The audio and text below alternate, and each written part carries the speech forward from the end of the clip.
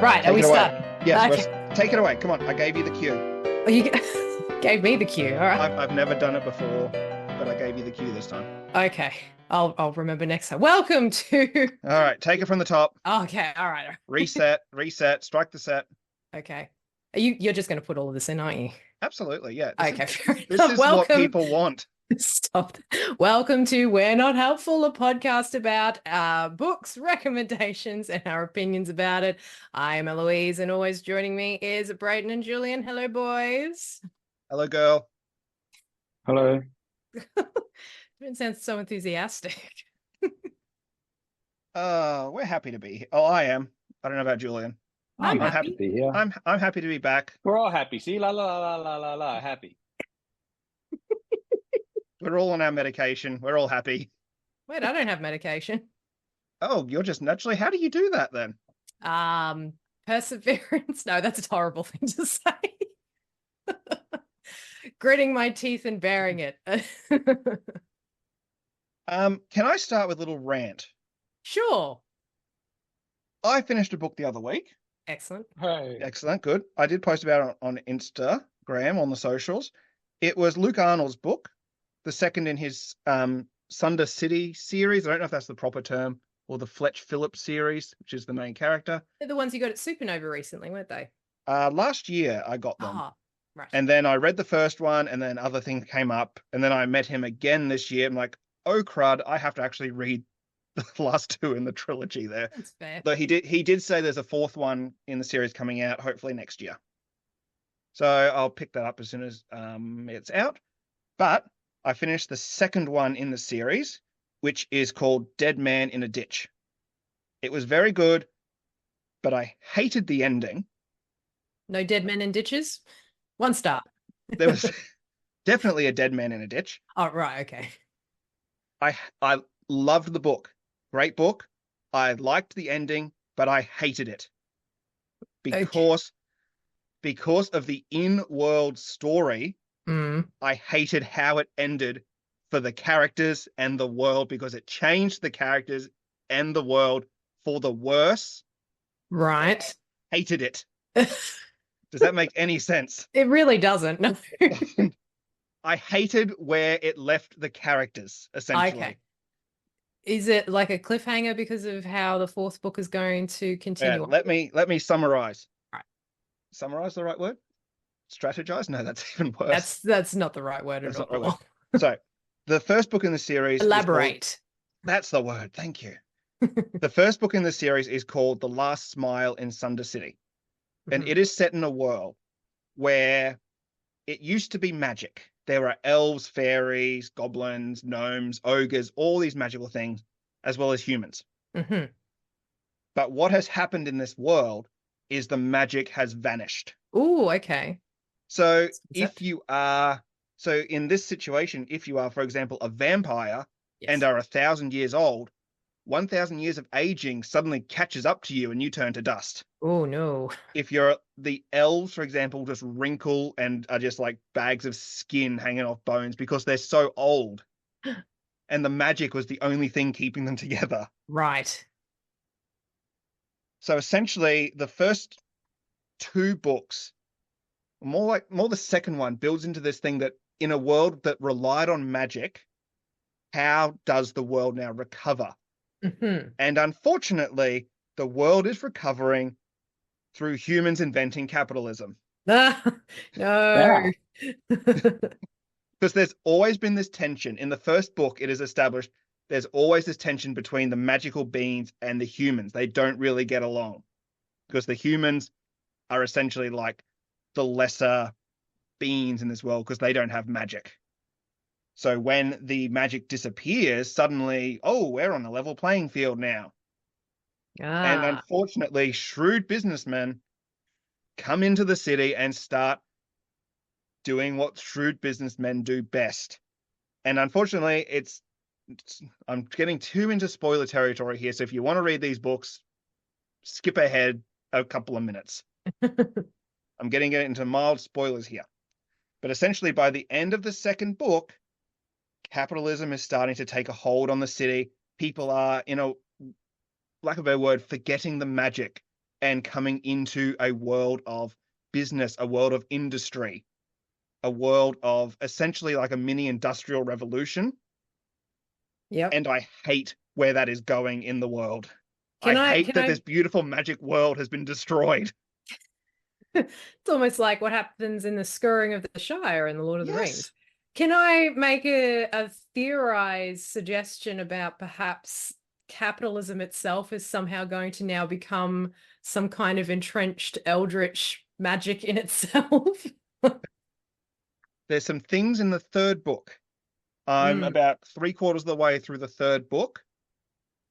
I won't go into much detail about that due to some plot spoilers in the third book. Okay. So we'll leave it there. But I hate, and I'm sure this was Luke's point, Yes. I hate how the world has been destroyed by this. Because Yeah. even with the magic gone, there was always this kind of hope from the people that one day it'll come back or we'll find a way to bring it back. And now business has come in and people are just kind of accepting this is the way of the future. And I didn't like it. I loved it. I Yes. loved it from a story point of view, but I hated it from my sense of wonder. Fair enough. So basically what you're saying is that you don't hate the book, you don't hate the story, but you're Loved the feeling book. very emotional about what's happened to this world. Yes, thank you. You And put it perhaps better than it's I because could have.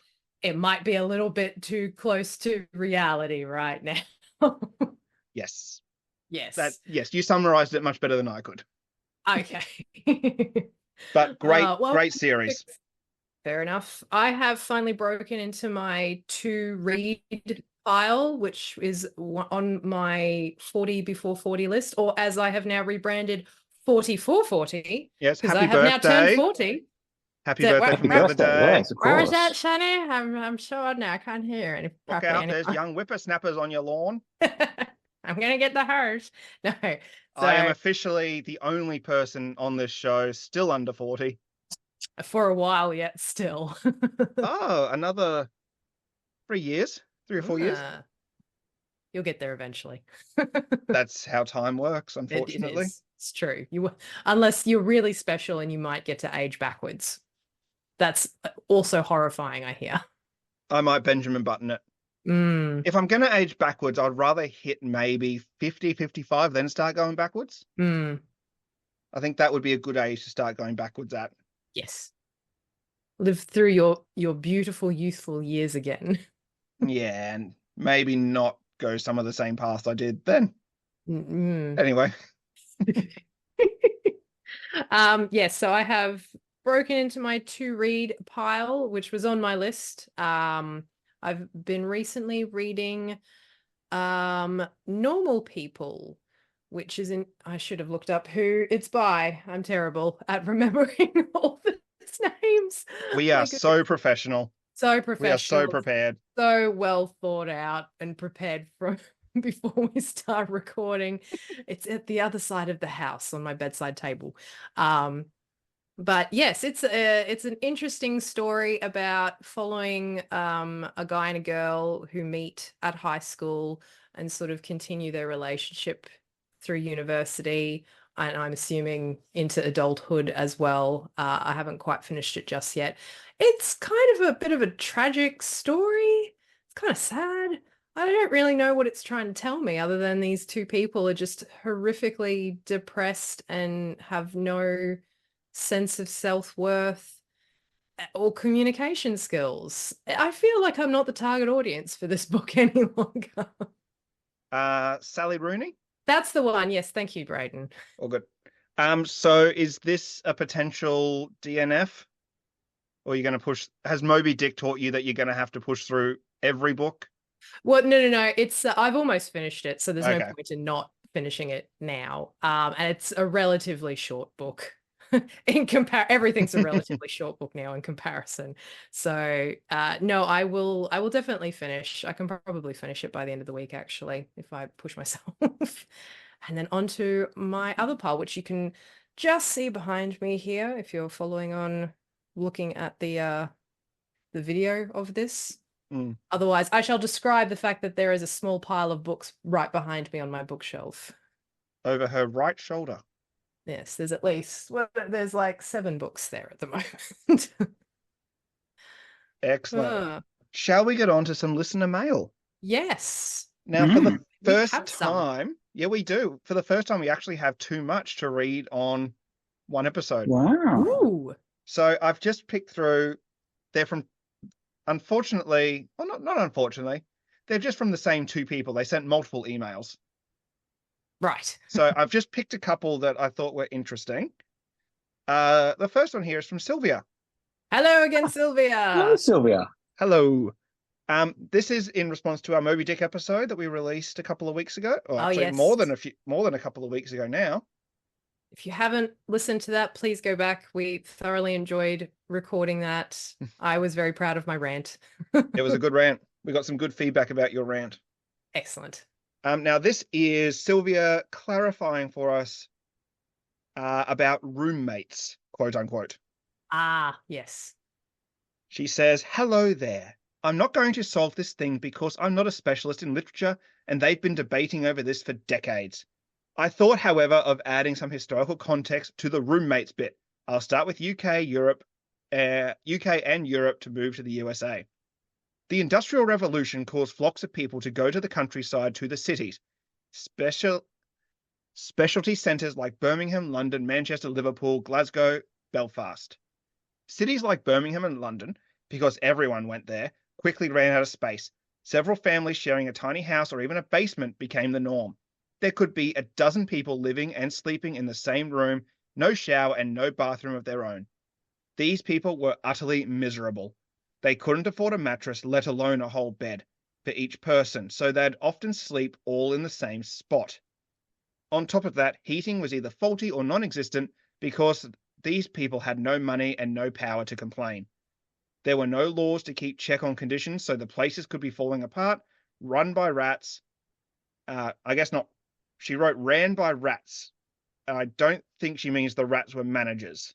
I don't know. I'd like to think of them in like, tiny little business suits on their hind legs. This way, madam. I'm assuming overrun by rats. Overrun, yes.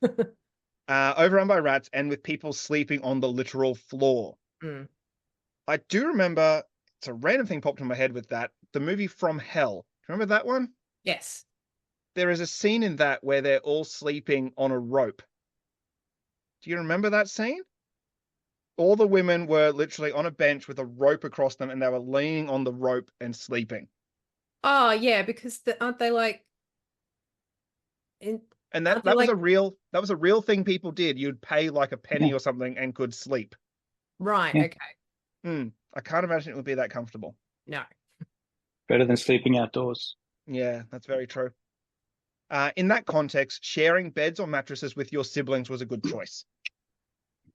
At some point, as people kept coming in, but there were no jobs or room left, cities started to get overflown.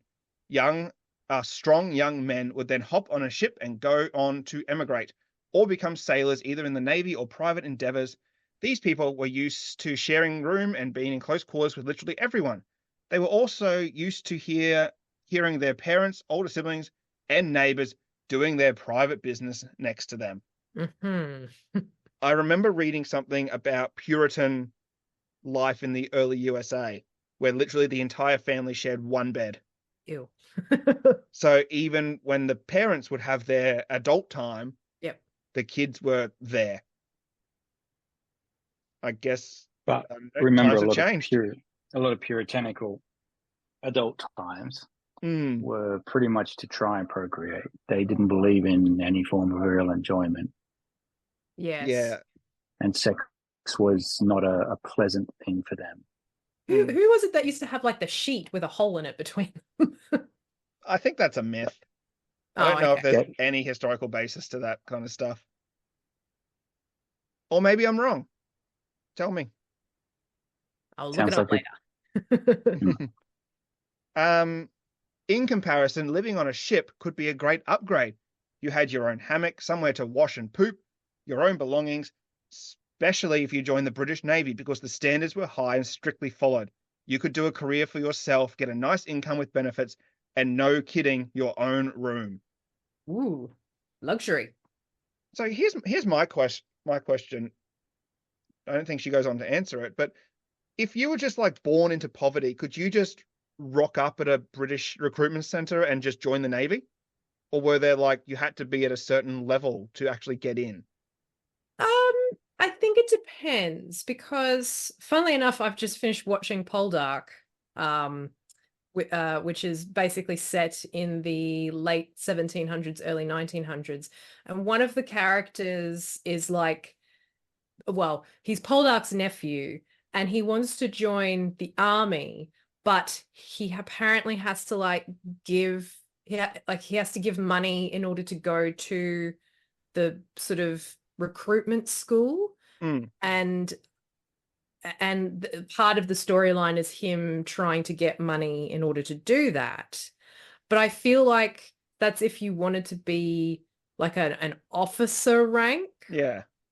Whereas I think like if you just wanted to be a rank and file soldier, and if you were a child born into poverty, then joining the Navy would probably be a really good move for you. But it also might be, I wonder if it was like there had to be a war on, and then they were trying to recruit as many people as possible. But before, if it was just for the standing army, you had to come from privilege, perhaps. Yeah, I don't know. I'm just guessing. I have no According to Quora, because we all know that's 100% accurate. Yes. Yep. You went along to the local inn where the Navy recruiter was and took the Queen's shilling. Once you took that coin, you were legally contracted to join. It doesn't say anything about age or standing or anything like that. So I guess if anyone out there has more detail, I'd love to know, because I want to know if that was something that people could just do. I get the feeling that, though, if you did come from a very low standing family, you couldn't work your way up the ranks, because that would have been given to people in positions of power. That was essentially, I think, like a family job. If your father was a general or something in the Navy, it was expected that you would also at least be an officer. I think a lot of times you went straight, like after basic training, you were just given that title. No idea. No. Anyway, shall we continue? Yes. In the US, it was a bit different. The country has almost unlimited space to move around, so there was less flocking to the cities, though it happened. But there were waves of people coming in from Europe, especially from countries who were at war, getting invaded, or just had it rough, but no colonies to escape to. All these immigrants coming in a short span of time meant that the ones with skills, businesses, some money, or family friends already living in the States did very well for themselves. The country needed them. The rest, all the incredibly poor but also unskilled and barely educated, went to live in filthy, overcrowded buildings just like before. These people went to work in harbors and ships, and again, they'd be in close quarters and sharing sleeping spots with others, but they had been doing so for their whole lives. Now we get to the crux of the issue. I'm pretty sure they had sex with each other, even if they weren't homosexual per se. Excellent. They were young, spending years at sea, and with too much time in their hands. There's a reason why legends about the sea often involve seductive, beautiful women. I don't think it was such a big deal for them, and I don't think they put too much thought into the sharing private space thing, because they had no concept of privacy to begin with. It would have been outrageous for someone in the middle upper class, of course, but those were less likely to take up sailing. Sorry for the lengthy email. Hope it's of any interest, and thanks for the Moby Dick special. Kind regards, Sylvia. Okay. Excellent. I love an answer. So there you go. So yeah, that is interesting that I always forget about that. The idea of actually having the privacy we have now is really a very modern concept. Oh, it is. Like, I mean, our living spaces are so much more larger compared to, I mean, even 50 years ago. Like, my mother grew up in a family of 4 siblings total, and they basically all had to share rooms with each other because they only had a 2-bedroom house. All right, our next email. I believe you know this person, Sean Dennis, Eloise. Hello, Sean. Yes. Very good friend of many years. That's good. He also wrote in a couple of emails, but I've picked this one. So I apologize, Sean, for not getting to the other one. if we have time next episode, I will get into that too. But this one actually spurred off what I want to talk about this week. But I will get to that. He says, "Hello, Not Helpful Pod team. Hi." This first part is mostly for Julian, I think. Oh. Hello, Julian. You got to pay attention. He perks up in interest. My name has been said. Talking about the quality of adverbs discussed in episode 10. Shall we remind Julian, what is an adverb? No, you want me to remind? Yes, please. You're the English teacher. What is an adverb? An adverb is a word that essentially describes the preceding verb. So someone ran quickly or shouted loudly. Ah, yes, and whether or not it was relevant or necessary. And I believe it was Stephen King that said adverbs used sparingly. I found a published author, Jim Butcher, who is always touted on his covers as the #1 New York Times bestseller, used both a good adverb and a horrendous one in the same sentence. This is in his Dresden Files, Book 5, Death Masks, on page 75. I bought books 1 to 5 in a box set. Have either of you read any of the Dresden File books? No, I know of them, but I've never read them. Yes, I have read the first 4. I am self-admitted, I'm a fan of the Dresden Files. At least the first 4 books I've read. Can you give us a quick rundown about what it's about? Sure. Harry Dresden is a wizard who lives in Chicago, and his job is essentially providing magical services to people that pay him. And he gets involved in all sorts of hijinks. There's one, he essentially goes to war or gets involved in a war between 2 different fairy realms. There's a Knight Templar with a holy sword in one book. So is it set in modern times? And it's like alternate universe kind of thing? Or not alternate universe. It's essentially our universe, but magic is real. Okay. But people, it's funny because magic is real and all around us, but in that world, people just ignore it. Okay. I wasn't sure if it was like, is it hidden like in Harry Potter, or is it something that people are aware of? It's hidden, yes, but Harry says before that people are too preoccupied in their own lives to notice the magic. Okay. So I'm coming into this next bit with a bit of bias because I actually do really love the Dresden Files, and I am planning to get through all of the books. The big thing is they are such an easy read. Oh, okay. You can easily knock one out in a few days. They're just so easy to read and a lot of fun. They are really funny, actually. So, here is the humdinger of a sentence. One of the bad guys had caught me off guard, and without intervention, I would have been killed to death. I want to hear all of your reactions, please. Killed to death. Yep. One of the bad guys had caught me off guard, and without intervention, I would have been killed to death. Okay. That's a pretty serious way of being killed. Let's get your reactions, and then I'll provide. Would you like me to provide a bit of context first, or would you just want to react to the sentence as is? Okay. Reacting to the sentence as is, I'll go first. Without the context of the author himself and the types of things he writes, it does seem like a very poorly worded sentence. Because why would you say killed to death? But I also get the feeling that he could be coming from a place of comedy. Like you've got examples of Neil Gaiman, Terry Pratchett, Douglas Adams, who writes in a very quirky manner where things are a bit satirical and sarcastic, where that kind of sentence would probably fit quite well into their kinds of stories because they're just being silly and flowery with language. So I will give it the benefit of the doubt in terms of how the rest of the book is written. But if the rest of the books aren't written with that kind of quirkiness in mind, then yes, I might take umbrage with that kind of sentence. Julian, what are your thoughts? Once again, without context, That's not good writing. No.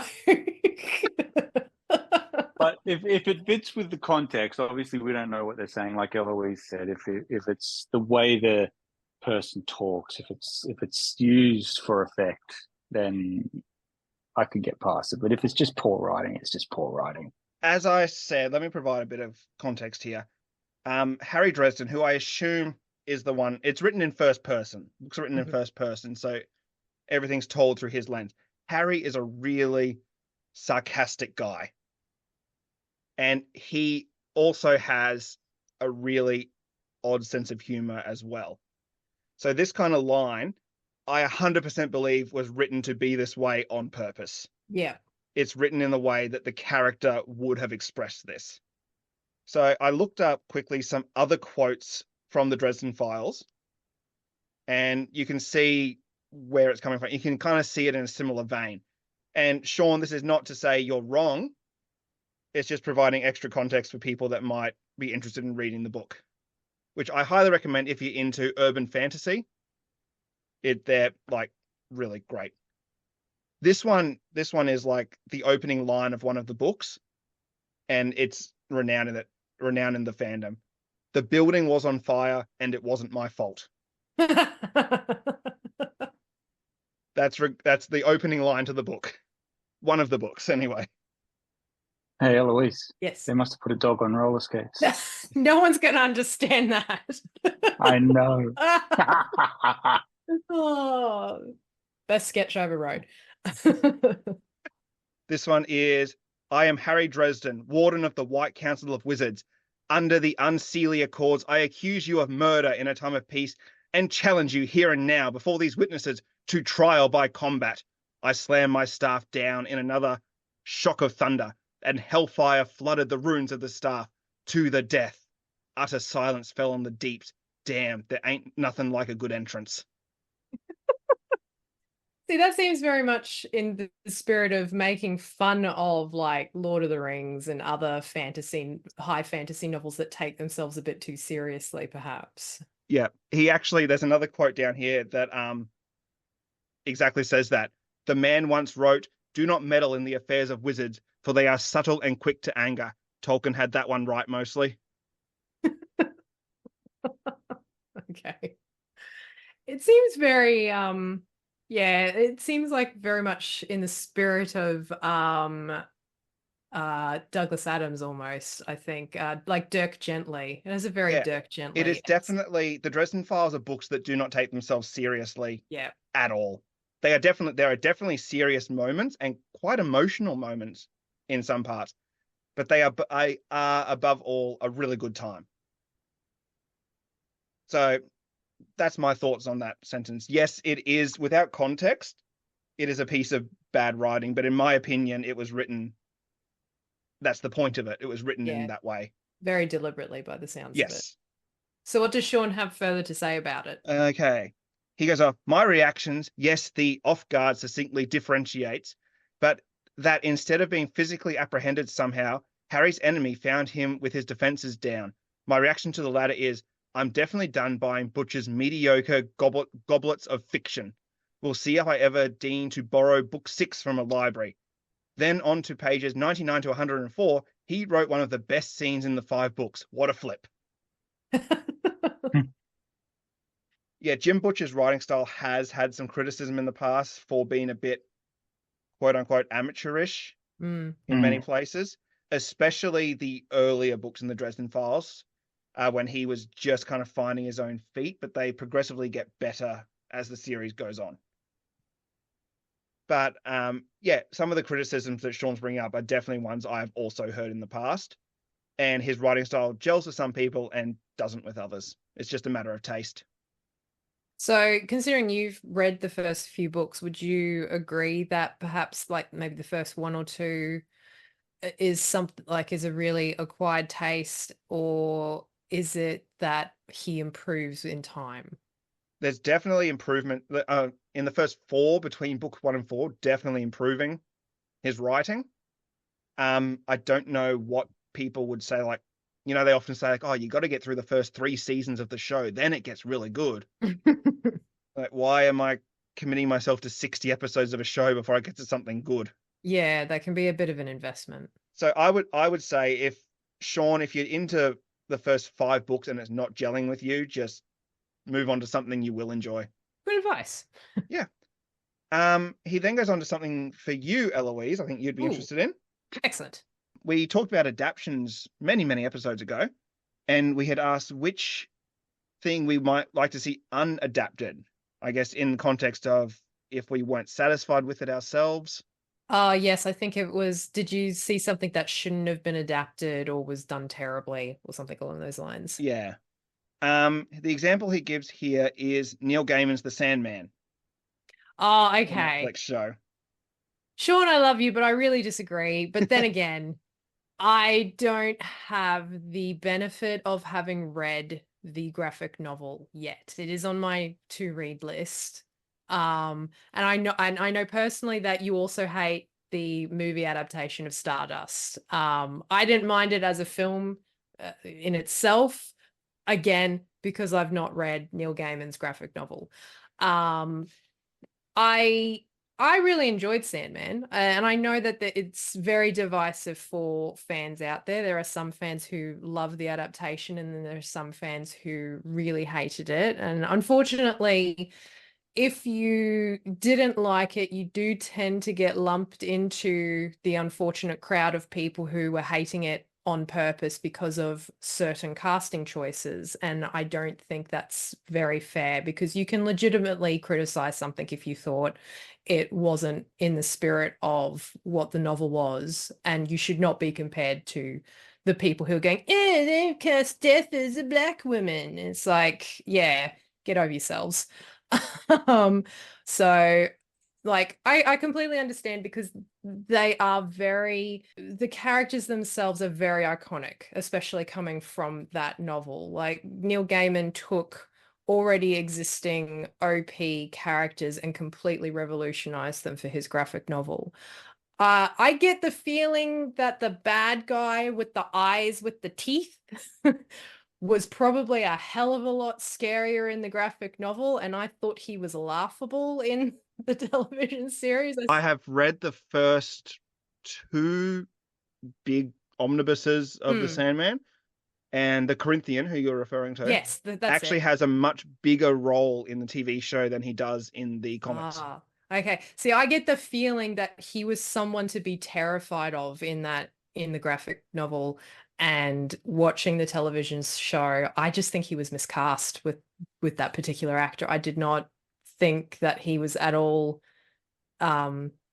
scary or terrifying, or to the point where he needed to be. He had teeth for eyes, and I just thought, what's going on there? Apart from that, that's really my only criticism of the television show. Like, I loved the lead actor who played Dream, and everything that was going on in that show. It was quite good, and I'm looking forward to season 2. So, but I do appreciate and understand, you know, you're coming from a place where you are very passionate about the story and the characters, and when it doesn't match up with your expectations or what you imagine, that they can be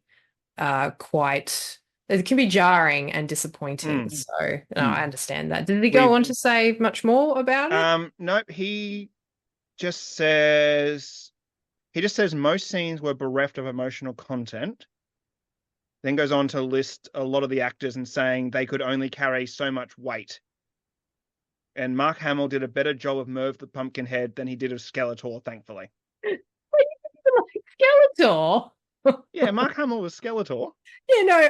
So I'm confused. Is he saying that he found Mark Hamill in Sandman better than he found? Yes, I think he's saying Mark Hamill's performance in Sandman was better than his performance as Skeletor.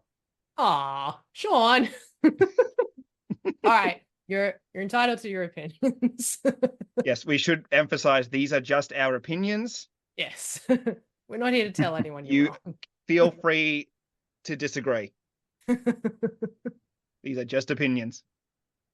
Okay, but what he brought up there about the using adverbs and the killed to death sentence, yes, brought me on to what I want to talk about this week, is that when you are writing, are there actually rules to writing a quote unquote good book? or a good story.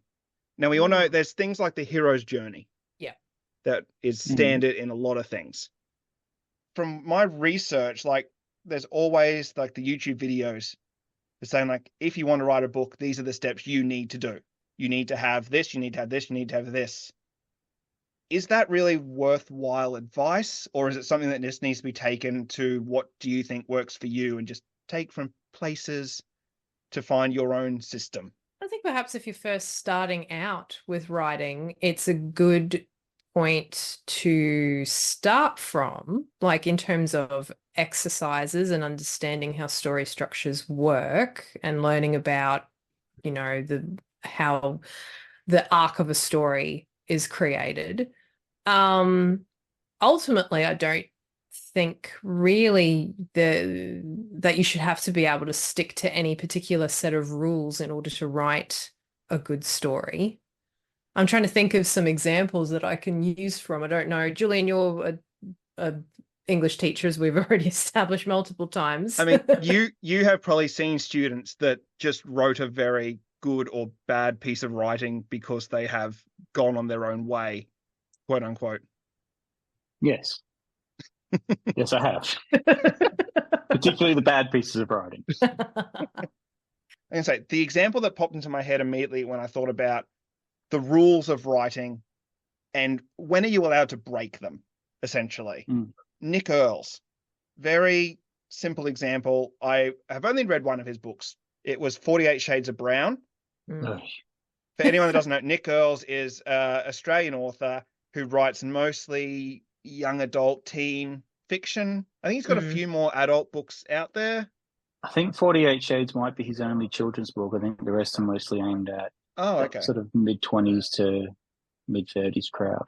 Okay. Well, I've only read 48 Shades, so clearly I'm misremembering. Not a good book. He uses no quotation marks to indicate a character is speaking. And I found that so difficult to get through that book because I kept thinking that the character was just internal monologuing, and then I realized he was actually talking to another person. Sally Rooney does the same thing in Normal People, the book that I mentioned earlier, actually, where there's no quotation marks. And it's a very unique book because I've not read Nick Earls, and I found it very jarring at first as well, because sometimes you don't actually realize that someone is talking. You do think it's something that's being described or it's exposition, and then all of a sudden you're halfway through a paragraph. It's like, oh no, there's a conversation going on here. And I don't understand why that was being used other than to be unique for the sake of being unique, perhaps. I'm not quite sure. So to clarify, when Nick Earls writes, I believe it's the character, the first person character, their lines are in italics, I think. Yeah, he does have. I think it's the first person character that does it in italics. Yeah. Whereas everyone else speaks, it's regular text. So you usually pick up fairly quickly that the character is talking. But I understand what you're saying. It's an odd way of framing dialogue. My question for the whole book was, why not just put these in quotation marks? I've never seen any reason why he's done that, but I haven't really looked into it either. And that's what I was thinking. Is it because, is this just a way to stand out, to get your book noticed and be like, oh, it's so subversive in its storytelling structure kind of thing? But could you only do that if you're an already established author? Like if I write a book that is essentially 300 pages of non-stop stream of consciousness with zero punctuation, like I would have probably a really hard time selling that book. Well, I believe Zigzag Street was his first book, and he doesn't use it in those. I don't know. Nick, if you're listening, which I know you are. Of course, obviously he is. It's always like, well, think about the House of Leaves book that you read earlier, Brayton. Who was the author for that one again? I can never say his last name. Let me look it up. It was Mark Z or Z Danielowski. I'm sure I'm saying that wrong. Like, I wonder how long it took him to shop that book around before someone went, oh, this is really interesting. Whereas if it was his first book, perhaps would it have been? It is his first book. Oh, it is his first book. Yep. I'm curious to know how long it took for it to get published then. Yeah, it is a very different book. But I think that was the point of it. And I think if I remember correctly, he did have a lot of trouble. So the annoying thing about that book is I think it was released online first. And it found popularity that way. However, that could have also just been an in-universe thing that happened within the story of the book. Yeah. And I'm having trouble remembering if I actually read that on the history of the book, or if it was actually a in-point story version of it. That book is that book is something else. As you said, it does screw with your mind a little bit. So it really does. I know, but he's known for writing very odd books. It seems almost like the formula for writing a good story and the ability to get a good story published would mean that you have to stick with a particular type of generic structure, because that's how most books are written, and that the people who do have something unique get them published out of almost by chance because of its uniqueness, perhaps. Yeah. So House of Leaves took 10 years to write. Right. And he found a literary agent, and it went through 32 publishers before Pantheon Books decided to take it on. But it's definitely a unique book and definitely breaks all the rules that you would learn in any writing class. My thoughts sort of turn a little bit towards a book called John Dies at the End, known in the community that love the story as J-Date. And that particular story used to be published chapter by chapter online on our website. I think it was somethingawful.com before it was bought and rebranded into cracked.com. Mm-hmm. And the author is David Wang or David Wong. David Wong? Oh, I can't remember. Wong, I think. Yeah, it's a pen name anyway. It's not the person's real name. And that particular story, when it was on the internet, was very much like, this is not really a book. It was just an excuse to have a ton of dick jokes in it, essentially.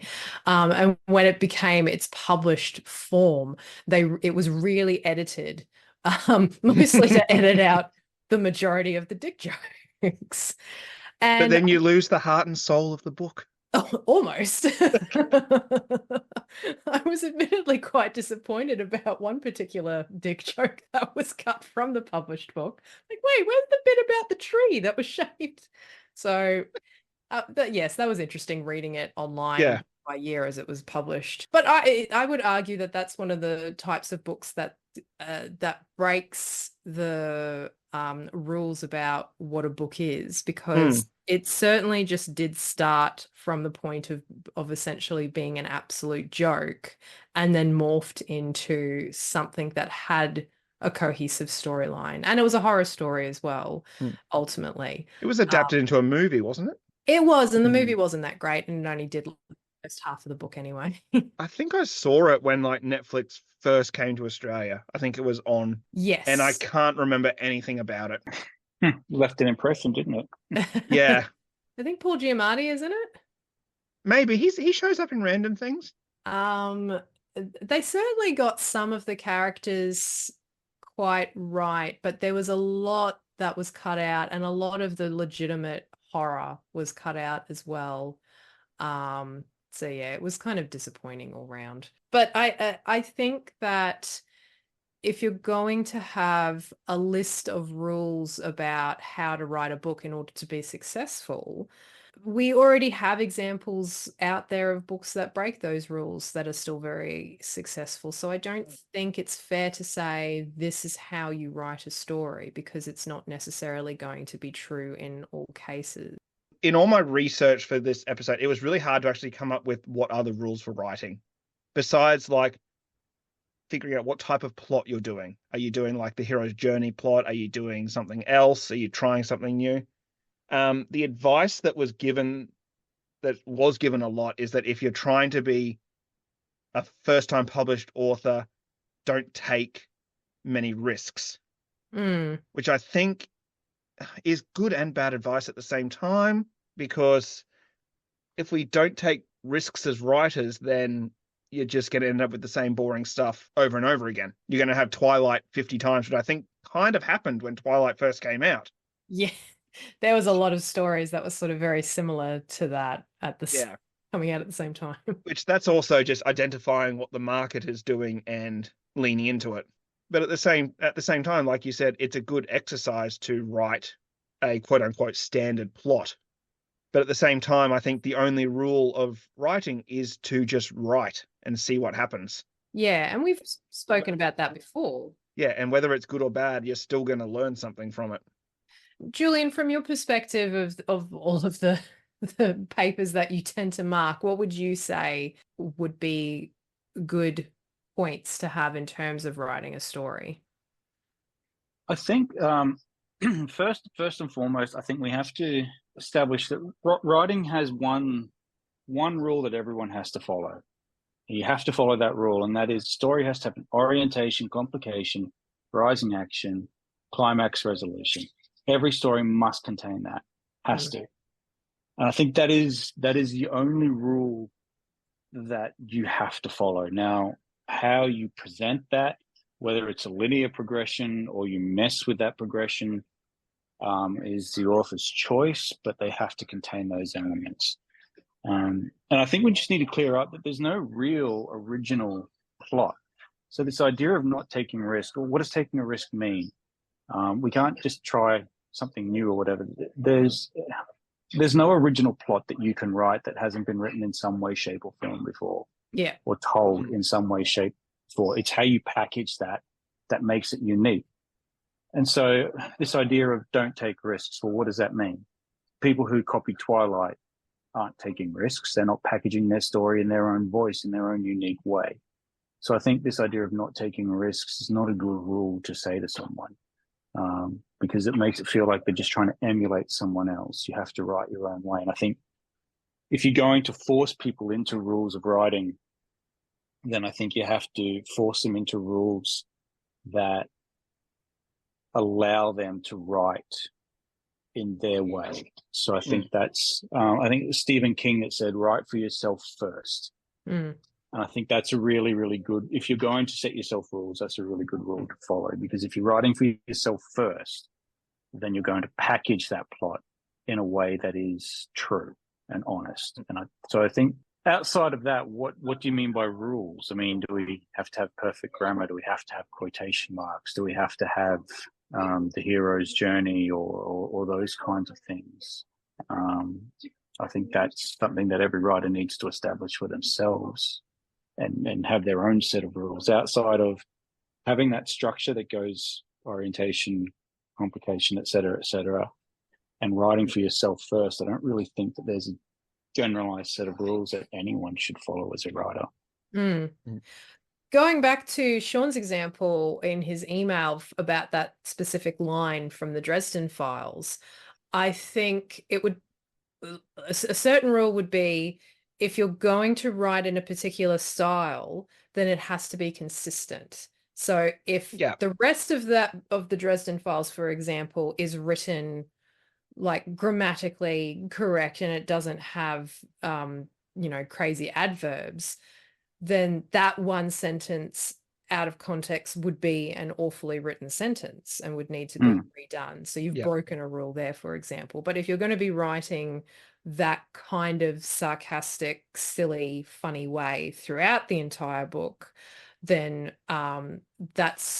it wouldn't match everyone's humor. And you're not going to. Like, there's heaps of people who, for example, don't understand or like Pratchett at all because they don't understand or like the satire that he is writing about. But it will resonate with someone because someone will go, oh, I really appreciate that. It reminds me of something, or that's how I talk, or or whatever it's going to be. So I think consistency in your writing is important. And also how you use like past, present tense as well. Yeah. I have a lot of problem with that sometimes, where I'll be writing and I've written a paragraph and then realize, oh, I've written that in present tense, and then halfway through I've changed to past tense. Crap, I have to redo this entire paragraph now. It's very hard to stop switching back and forward sometimes without thinking. I had a student manage to run through all 3 tenses in one sentence. It Amazing. was quite impressive. Even, oh no, that's, yeah. That's present and now, future. if they did that deliberately. Yes. They did not. Okay. Damn. I mean, yeah, look, those sorts of rules, pick a tense and stick with it unless the plot requires you to switch it. Yep. Writing with good grammar and punctuation and those kind of things, using active voice instead of passive voice. Those could all be considered rules of writing. But again, any good editor is going to pick that up along the way as well. Yep. And fix those things up. So I think if you focus so much on that aspect of it, you're not going to write as freely as you might if you sort of put those structural rules. I would call them structural rules, not writing, if that makes sense, not writing rules. Yeah, and I think it's important, especially if you're just starting out. And I've done it, and I'm sure you guys have done it too. You're just starting out and you want to know, how do I write good? How me write good sentence English well. So you jump on well. Yes. So you jump online and you look up YouTube and you type in, how do I write a book?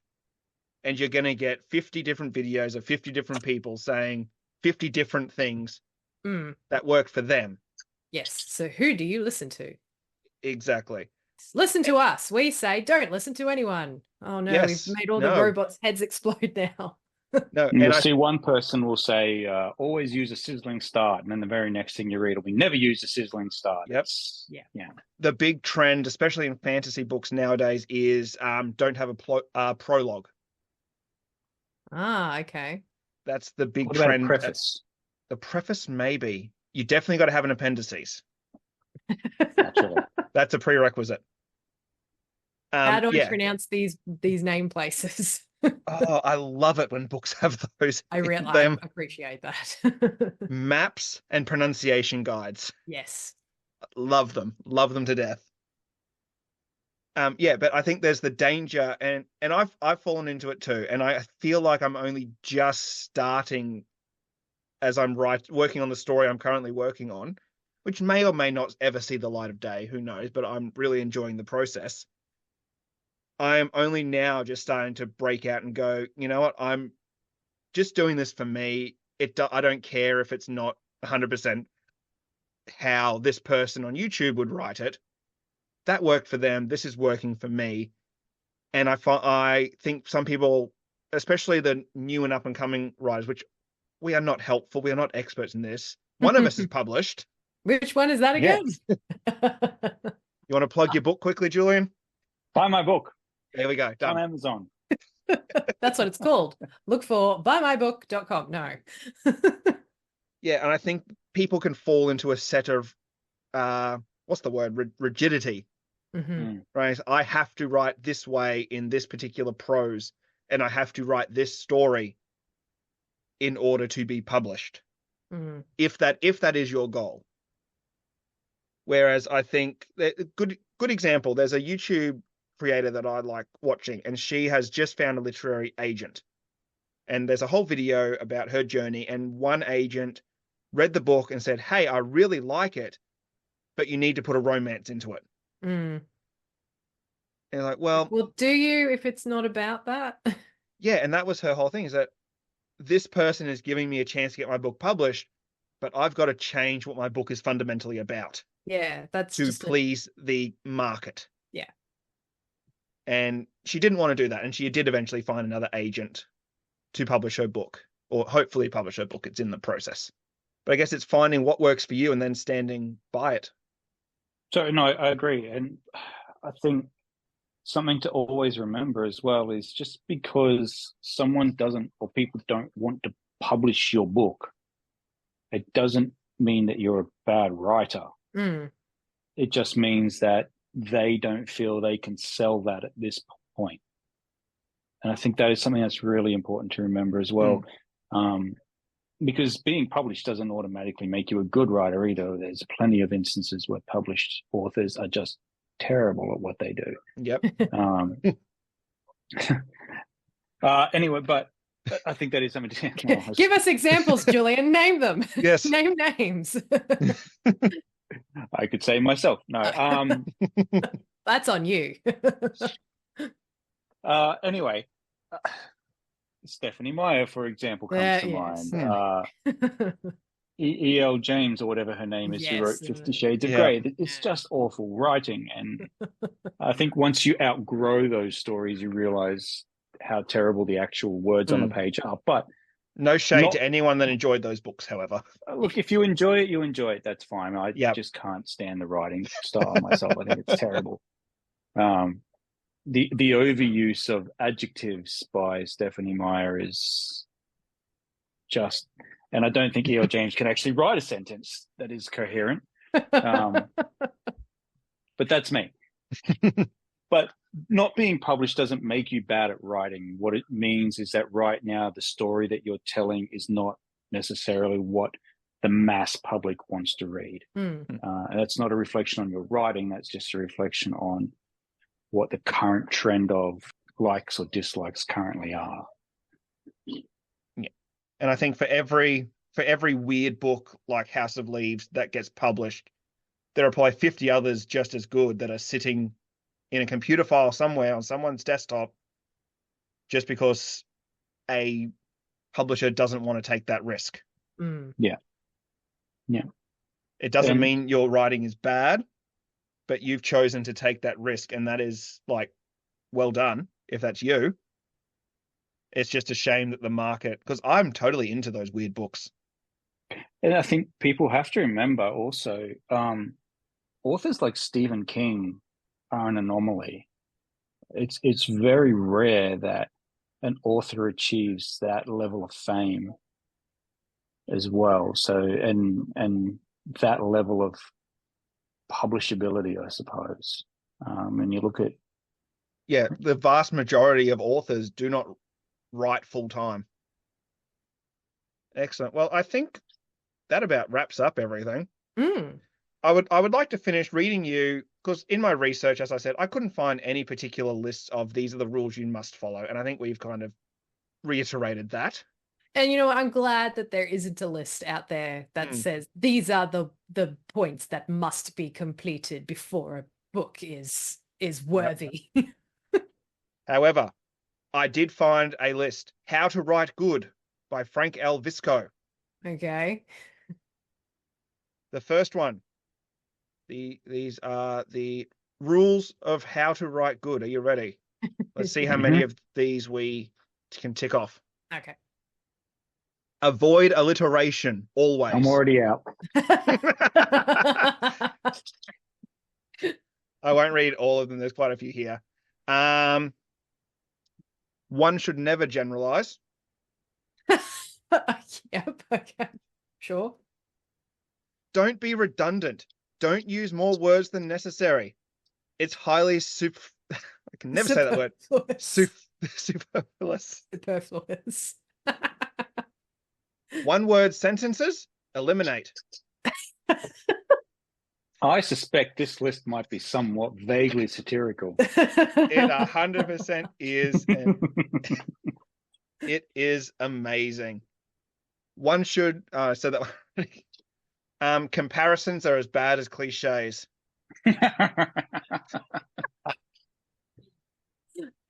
This guy is clever. Analogies in writing are like feathers on a snake. Who needs rhetorical questions? I feel like that should be, who needs rhetorical questions? We do. We do. Don't never use no double negatives. No. Oh, my brain. I think that was triple or quadruple negative. Very good. A writer must not shift your point of view. Ouch. If any word is improper at the end of a sentence, a linking verb is. Oh. Don't overuse exclamation marks. There's 3 on that one. Can you speak louder? Eloise is old now. Oh yeah, sorry. Shush. Quite you. I'll finish off with this one. And always be sure to finish what? No. Like when you don't resolve a musical chord. Brilliant. Thanks for that list. I love that. It's great. If anyone wants to look it up, it is called How to Write Good. There are currently 53 rules. I only read a few selections there, so it's a good list. It's a good laugh. Yes, thank you very much for listening once again to We're Not Helpful. The next episode will be another interview, which we're very excited to release. Yeah, well, the next episode after this one. That's what I meant. Good. Just checking. You know what I meant. I keep forgetting I'm living in the past from what people are hearing when they listen to this. We're going to have to line up some more interviews, I think. Yes, absolutely. All right. Well, if you want to follow us on all of the socials, you can do so by hooking us up. Hooking it? What? No, that's not right. Find us on. Yeah, I don't know. It's late. Find us on Facebook, Instagram, and TikTok. All We're Not Helpful Pod. And it's We're Not Helpful Pod at Gmail. Did I get that right? Nearly. It's just Not Helpful Pod. Not helpful at gmail.com. One of these days, I will write it down. So I will read it off of a piece of paper. Good job. Nothelpfulpod at gmail.com if you wish to send us in any correspondence, which might be read out on the podcast. Yes. As always, thanks very much for listening, and bye for now. You're not going to say anything, are you? And they're shaking their heads, as always.